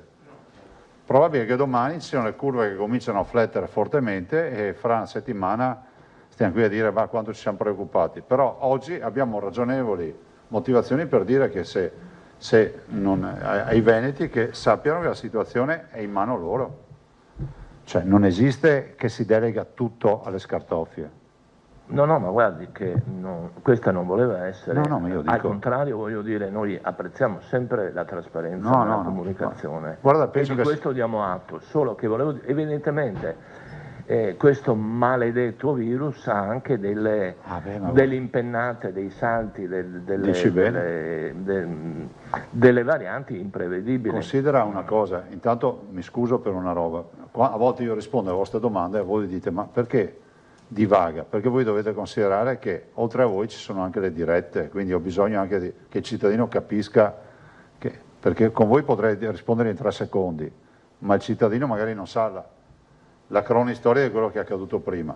Però guardate, io penso che noi siamo l'unica realtà in Italia che fa un punto stampa per i cittadini, grazie a vostra mediazione, tutti i giorni. E questo a me sembra un valore, ma non veniamo qui solo i giorni belli, veniamo qui anche i giorni brutti, se avete osservato. L'abbiamo sempre fatto. Cioè il 31 marzo con 350 terapie intensive e il 1 aprile con 2028 ricoverati, eravamo qui. Non è che ci nascondiamo i periodi brutti. Ovvio è che è disdicevole pensare che qualcuno voglia sempre far passare l'idea che il Covid la presenza è direttamente proporzionale all'incapacità delle amministrazioni. Vi ricordate quante volte vi ho detto, quando mi chiedevate la prima fase della Lombardia, guardate che col Covid vi dicevo ci vuole anche fortuna, perché il 21 febbraio c'eravamo noi alla Lombardia. A Lombardia è arrivata una scossa di terremoto che ha tirato giù tutto. A noi è andata meglio, perché se è entrato a Venezia, è entrato e uscito subito velocemente, per dire. Non ce lo spieghiamo ancora oggi come mai sia accaduto questo a Venezia. Quindi la letteratura scientifica ci spiegherà molti di questi fenomeni, ma purtroppo in questo momento la stiamo vivendo. Mi perdoni se posso aggiungere Prego. una battuta, ma provo a dare voce a tante cose che si sentono e si leggono. Allora, personalmente, ma credo che molti insomma concordino, troverei rozzo, grossolano, anche sprovveduto esaltare o deprimere gli amministratori locali per l'andamento del contagio. Sono parte in causa, ma è difficile affermare che un fenomeno globale di queste caratteristiche dipenda dal singolo atto dell'amministratore regionale o locale. Ecco, sarebbe veramente una cosa. Detto questo, però, se c'è, lei continua a fare appello al senso civico e ai comportamenti corretti. Io ieri ho parlato un attimo con il sindaco di Treviso che mi ha detto: a un certo punto a Treviso, insieme alla Polizia Municipale, siamo andati nei parcheggi, abbiamo registrato 70.000 ingressi di gente che arrivava da Brescia, da Ferrara, da Rovigo, da Parma per fare shopping. Allora, a un certo punto anche la moral suasion deve arrendersi. Se bisogna usare dei metodi drastici... Infatti oggi c'è una riunione, Filippo, oggi hai assolutamente ragione e apprezzo anche queste parole. Dico che oggi infatti c'è una riunione, però sapete, è anche vero che questo è un percorso, perché quanto abbiamo predicato e quanto abbiamo invocato la centralità del cittadino rispetto alle scelte. Molto probabilmente abbiamo la stragrande maggioranza dei cittadini che sono cittadini, altri sono solo consumatori e quindi hanno bisogno solo di regole, che è la regola del negozio, no? Entri, regole, scaffale, prezzo, scontrino, borsa, fuori. Scusatemi, no? C'è probabilmente anche la comunicazione, non sto parlando di voi, in generale, in questi ultimi 20-30 anni è stata una comunicazione che ha sempre detto al cittadino: tu sei centrale nella comunità, sei la sublimazione della democrazia. Però la verità poi cosa ne viene fuori? Ne viene fuori che quando il popolo chiama, la democrazia deve rispondere. E qui vedete che l'interesse comune, il bene comune viene meno. Cioè la città di Treviso piena o Padova, quello che è uno specchio della società che ti dice: guarda, a me dei problemi degli altri non me ne frega niente. Inutile che giriamo tanto attorno al discorso. O peggio ancora, penso anche che non esistano i problemi. Poi magari lo stesso va in ospedale perché si tira una martellata al dito e scrive a voi la lettera di protesta perché ha aspettato tanto in pronto soccorso. Domandate perché. Ma è ovvio che è la vittoria del consumismo. Bene. Presidente, scusi, io ho sentito tantissime persone dire: se hanno aperto tutto significa che non c'è alcun problema, cioè tanto per far capire, per cui dicono abbiamo tutto aperto, prendiamo, andiamo. Guarda, io posso farti un esempio? Sì. Chi è di noi che camminerebbe in un campo dove c'è una scritta all'inizio del campo? Infatti. No, pericolo mine. Chi è che ci andrebbe a camminare? Nessuno? Se ci pensate, nessuno? Il problema è che non è percepito il campo minato, e questo è il vero tema. Si pensa che il cartello messo ai bordi del campo sia un farlocco, perché c'è qualcuno che dice: ma io ho fatto una corsa, ho avuto culo, io non sono saltato per aria. E quindi corriamo tutti nel campo minato. Sì, però qualche tempo fa avevamo avevamo detto chi tra di voi adesso rispetto a marzo non ha avuto qualcuno magari tra amici e parenti che ha contratto il Covid e quindi ci ha avuto a che fare quasi direttamente, quindi lo si è toccato con mano di più in questo periodo rispetto a marzo. Noi abbiamo più di 4.000 morti, ma dovete pensare che su 5 milioni di viventi l'esperienza sostanziale è quella della conoscente che è stato paucisintomatico, è stato ricoverato 4-5 giorni e è tornato a casa, sta bene. Perché un caso su 2 che tu incroci già si è avuto 2 o 3 giorni di febbre, questa è la frase. E quindi si sta banalizzando sta vicenda, ma c'è una parte alta della malattia, che è quella acuta, che è mortale. E questo non lo si capisce, perché? Perché si accarezza l'idea che riguarda solo una fascia di età e questo è ancora più vergognoso. Con questo vi saluto. Prego. Collettori di domande in diretta sulla base di ma è quello giusto. che lei dice è l'evoluzione del dibattito in streaming. Anticipo l'obiezione che altrimenti si troverebbe domani sul giornale. Prego. Zaia traccia un quadro complicato, molto difficile. Perché non assume ordinanze più restrittive, per esempio anche sul tema delle scuole, se lui le ritiene una bomba biologica innescata? No. Perché i presidenti potrebbero chiudere le scuole. Le giro la domanda così come me l'hanno fatta. Ma noi le scuole, innanzitutto le superiori, sono chiuse e questo l'abbiamo fatto con un'ordinanza, vorrei ricordare. Per quanto riguarda la salute davanti. E dopo viene il resto. Ma anche mettendo la salute bisogna rendersi conto di quello che si fa. Cioè, sembra tutto semplice. Guardate, se io parlo con uno a favore del lockdown mi dice di chiudere tutto. Ce n'è tanti in Veneto, Parli con altri, ti dicono ma potremmo fare fine settimana, altri ma potremmo fare i confini comunali e poi c'è la stragrande maggioranza che è liberista totalmente, cioè festa grande e via. Voi sapete che abbiamo ristoranti che fanno musica per recuperare fino alle 6 di sera. Cioè, questo vuol dire che il problema è nostro, non è di quello che prende la musica, io non ce l'ho con la musica, cioè no. Bene, a sto punto l'assessore... Sì, vi lascio sui vaccini, sono molte novità. Sui vaccini. Prego. Grazie, buongiorno. Prego, assessore. Sì, allora, noi abbiamo fatto un incontro sabato pomeriggio tra Regioni, Governo, Ministro Speranza, Ministro Boccia e Commissario Arcuri. Perché c'è stata un'accelerazione che era poi l'accelerazione che aveva anche anticipato il Presidente dicendo che si comincerà a vaccinare dopo l'Epifania, no? Quindi l'accelerazione è che entro la prima metà di gennaio arriveranno le prime dosi e si inizierà a vaccinare il primo comparto, ossia ricordiamolo, il primo comparto è tutto quello del mondo sanitario e il mondo delle RSA. Quindi delle strutture per anziani.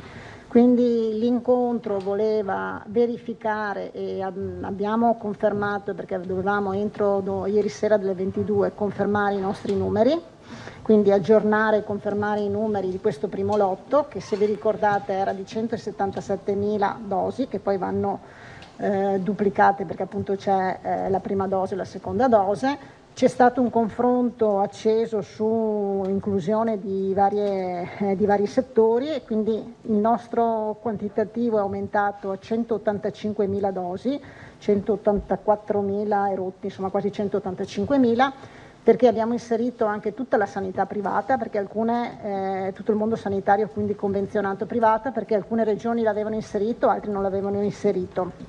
Quindi intanto il primo passaggio è stato questo. Ci è stato chiesto anche, ma cosa pressoché impossibile, insomma, di avere entro fine settimana una preadesione di chi si farà il vaccino.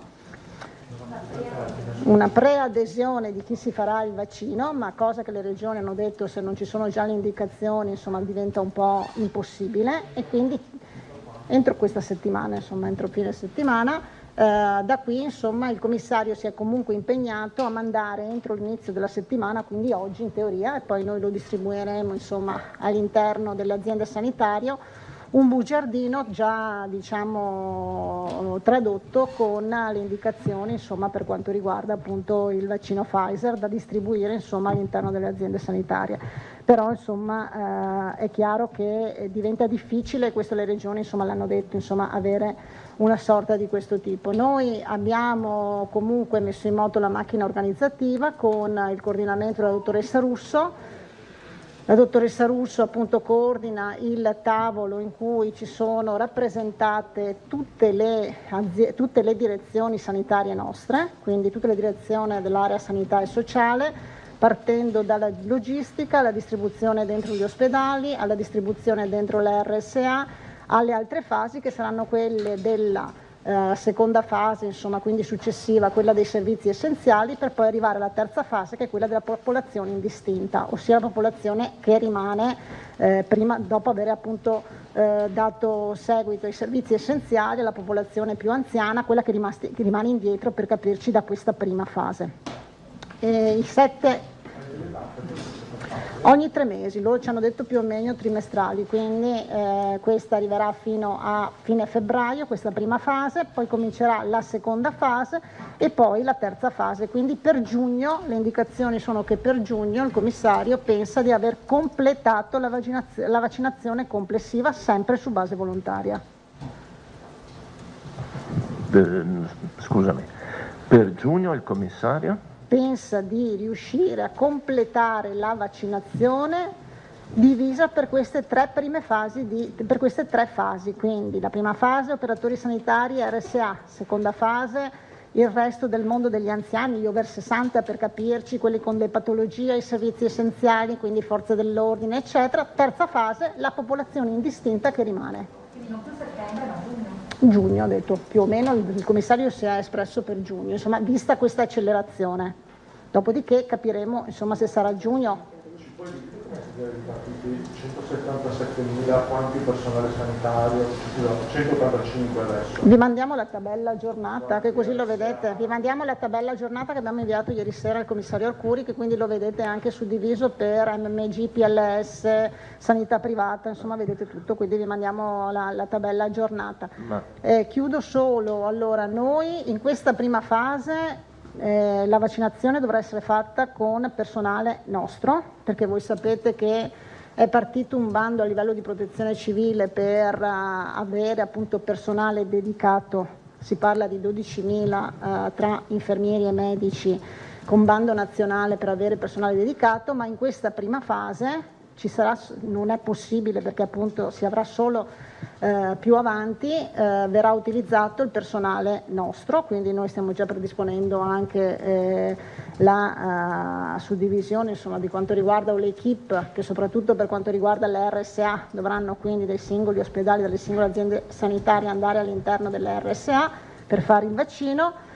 I vaccini verranno stoccati nei 7 hub, quindi nei 7 presidi hub ospedalieri, e poi da lì verranno distribuiti in ogni singolo struttura sanitaria affinché ci sia la vaccinazione, e poi anche programmate per le RSA, e quindi con anche delle equip mobili che andranno a vaccinare all'interno delle RSA.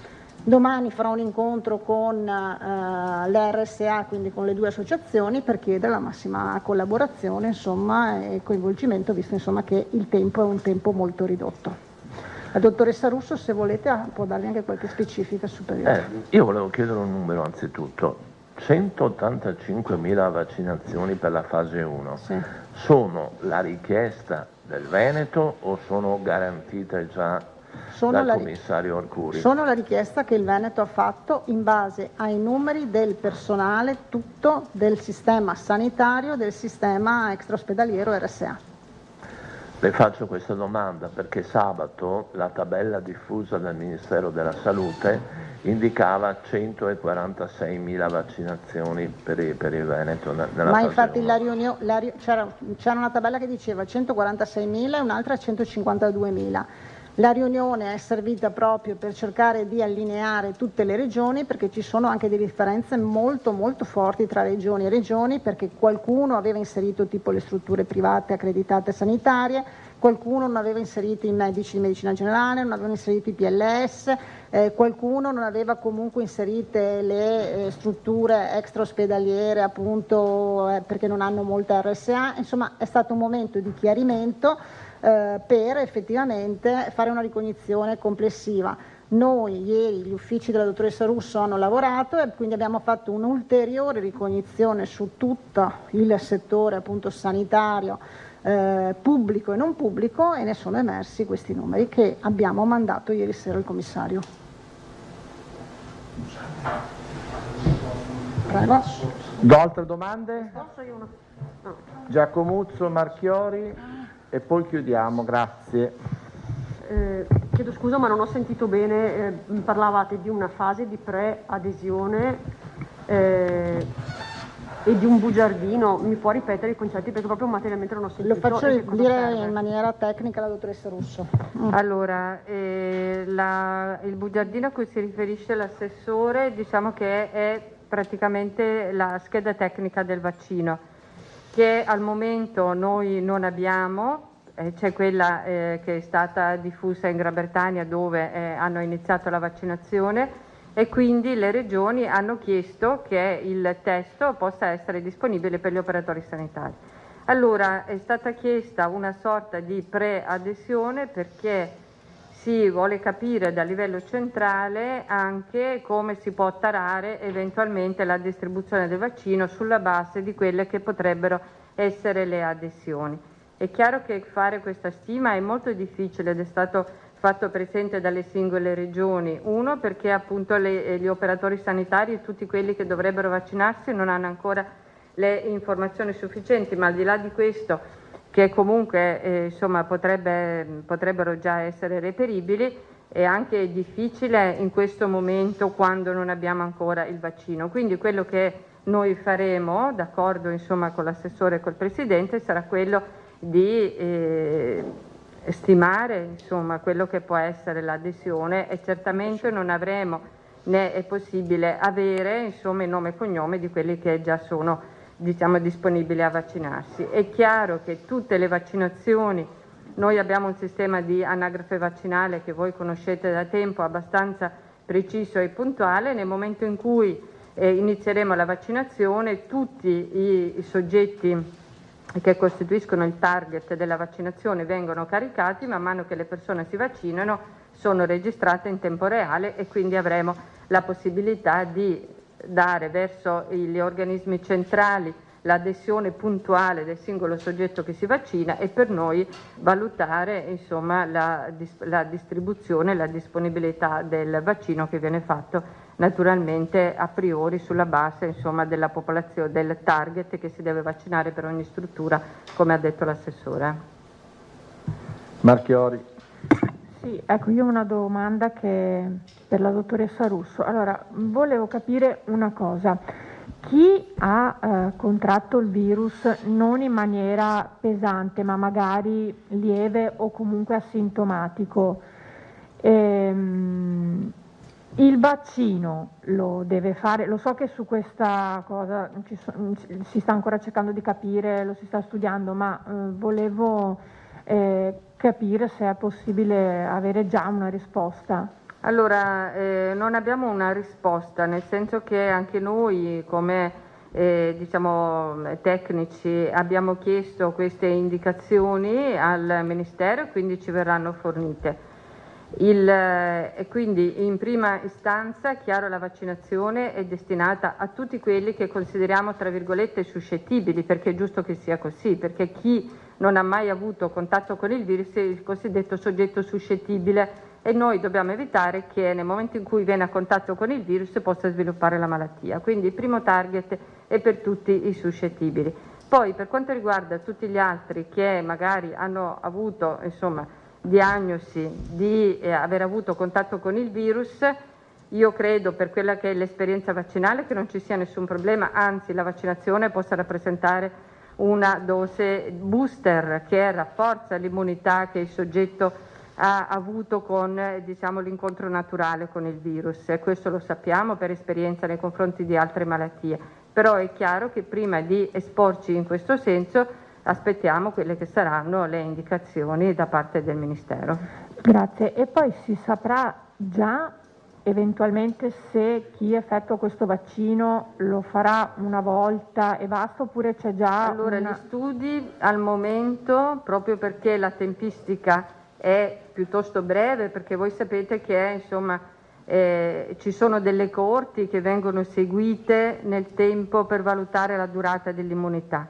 Si è visto che dopo la prima dose c'è già una ottima risposta anticorpale che si rafforza con la seconda dose. Questa seconda dose viene fatta dopo 19-23 giorni e si è visto che l'immunità si mantiene alta per un certo periodo di tempo che finora è stata valutata fino a 6 mesi, ma non abbiamo ancora, naturalmente lo vedremo via via che passa il tempo, notizie sul fatto che sia necessaria una terza dose o meno.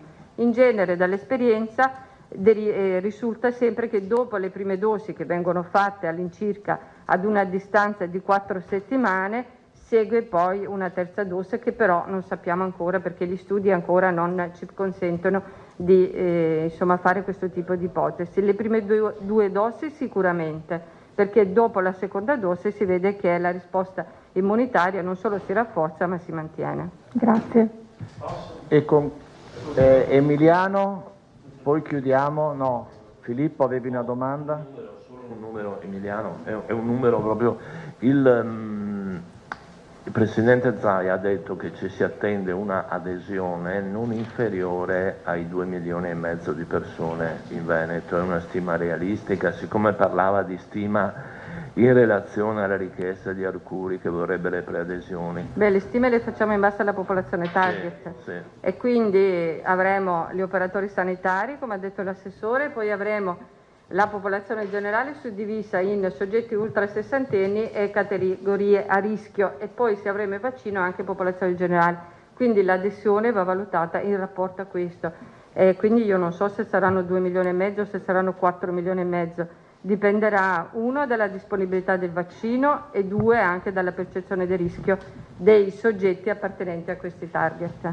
Ah sì, lo dimenticavo, abbiamo fatto anche, non solo noi ma anche altre regioni, la richiesta di, oltre alle RSA in questa prima fase, siccome abbiamo comunque tanti anziani over 80 anni che sono a casa, di poter vaccinare non solo quelli dentro le RSA ma anche gli over 80 anni. Ci faranno sapere e in questo caso insomma aumenteremo chiaramente il nostro quantitativo, la nostra richiesta.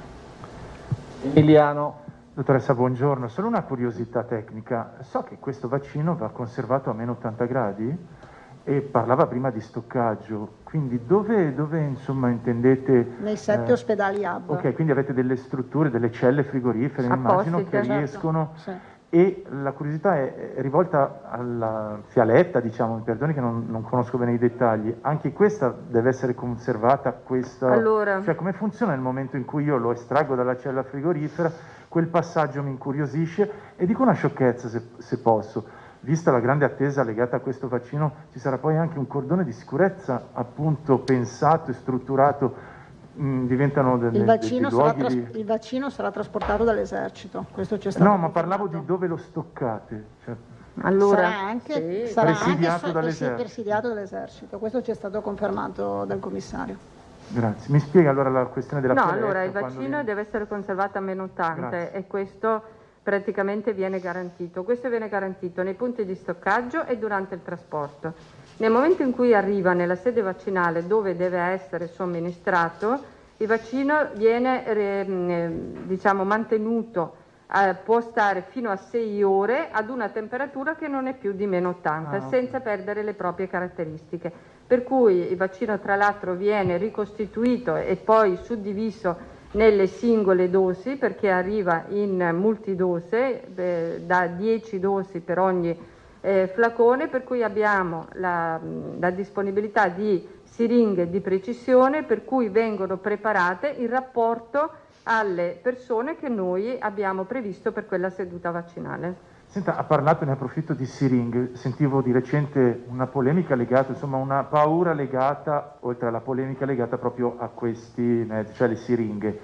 rischiamo qualche mancanza? Allora, il commissario ha garantito che tutto il materiale sarà fornito dalla parte centrale nazionale, quindi non ci sarà nessun problema di reperimento di queste attrezzature. Il Presidente Zaia aveva già annunciato che comunque noi ci stiamo attivando anche tramite Azienda Zero, proprio per evitare qualsiasi tipo di problema.